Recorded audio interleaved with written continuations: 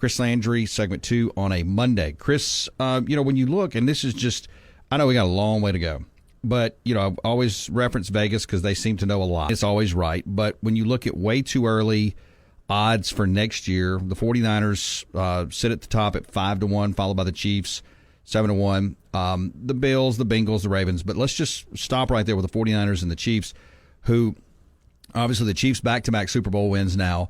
The 49ers, at least at face value, seem to have one of the best, if not the best, organization in football. Do you see either one of these teams or both taking maybe a step back next year, or do you expect them to be in the thick of things again next year? Well, Kansas City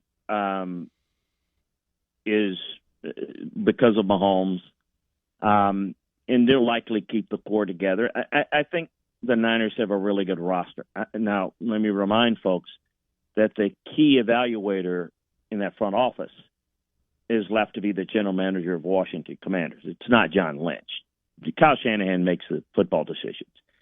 I think that not next year. I think the Niners will be fine. And by the way, Vegas is wrong a lot more than people think. They had the Chiefs as underdogs all 3 games that they won, and they just put a line together that they think the public's going to go for. Look, I think that the Niners are in good position to be back in contention. I have no interest in who's going to win it. We've got free agency, we've got the draft.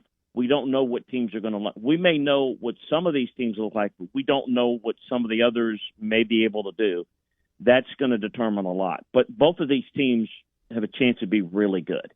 Long term, because of Mahomes, and look, Andy Reid's coming back next year, but I don't know that Andy, every year we'll be asking, is Andy coming back? So I think that's an issue. I would say this, not for next year, but the challenge for the Niners, not next year, but the year after, they're going to have to pay Brock Purdy. And he's going to deserve, and people will not understand this, I'll just say it in front, the market dictates what they're going to get paid. So once he's going to get paid amongst the very elite quarterbacks, when he gets his deal, whenever he gets it, it's going to be a top 5, if not top 3 quarterback in the league.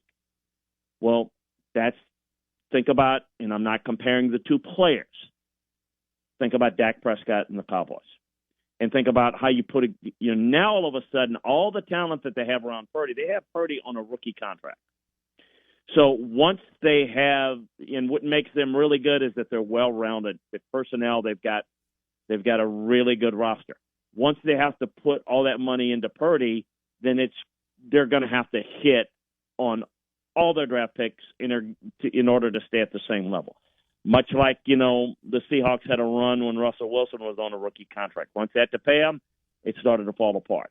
That's what the Niners are facing, but not next year, but going forward. The Chiefs, they're going to have a fighting chance as long as Mahomes is there. But Andy Reid is a big part of that. He's a big part of the ability to have developed him, and he'll benefit beyond Andy Reid with the development that he helped teach the young guy. But how good of a team are they going to be around him? We see that tackles were not very good for the Chiefs. Got really one weapon most of the year in the passing game, and then 2 with Rice came along to help Kelsey. And they still went, but they've got a great defense, had a great defense. Chris Jones, we'll see if he comes back. You put Mahomes back, they got a shot. I don't know how far they go, but they got a shot as long as that guy's there. Chris, who is, at least today, well, let me ask you this. Let me stay on the 49ers real quick. You mentioned that about Purdy, and I was talking with somebody about that yesterday is, we've yet to see what he'll make and what a value to have him into that rookie contract right now. But Christian McCaffrey, how much gas in the tank does he have left? Oh, I think he's still got a good bit. Now, obviously shelf life for running backs, or we're not talking like with the offer quarterbacks, of course.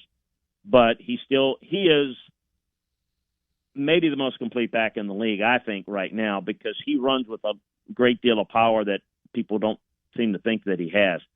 Oh, I think he's fine. It's just you hope that he stays healthy long term. But I think he's got quite a bit of tread left on his tire. Is it still the AFC is the more, I guess you could say, rigorous road? When you're talking about Buffalo, Cincinnati, Baltimore, you look at Miami, you look at maybe the emergence, so we'll see what Jim Harbaugh does with the Chargers. versus the NFC? I mean, we could see maybe the Packers make another step up.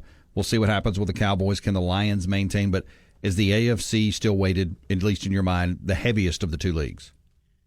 Right now, yes. But again, 3 months, 6 months from now, how good can the Packers get?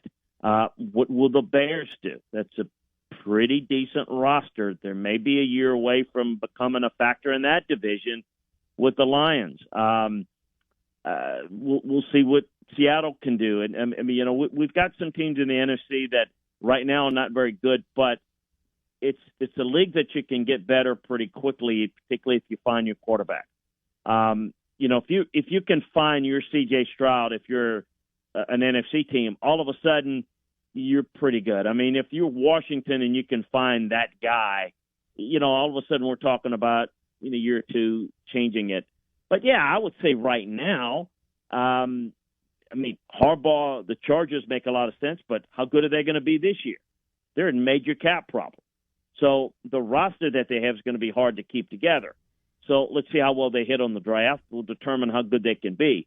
You want to talk to me in 2 or 3 years? I tell you that I think the Chargers are going to be pretty good in a couple of years. I think they'll be good and competitive this year. I just don't know that they're going to be the contender this year that they will be in a couple of years. So there's a lot of unknown, I guess, is what I'm saying. The Bengals are, with Joe Burrow, absolutely got a chance, but he's got to stay healthy. And if he's not healthy, we can talk about it all we want. That's going to be a pretty low ceiling every year if he's out for, half a dozen games, and particularly at the end of the year, they don't have much of a chance without it. Chris Landry, make sure to find him on X at Landry Football, also LandryFootball.com. Chris, I appreciate your time. I'm going to get with you next week. I've got some questions in college football with Chip Kelly and some other moving parts as well. And, of course, as we head towards the NFL draft, I really do appreciate your time. You bet. Take care. Enjoyed it. Talk to you next week.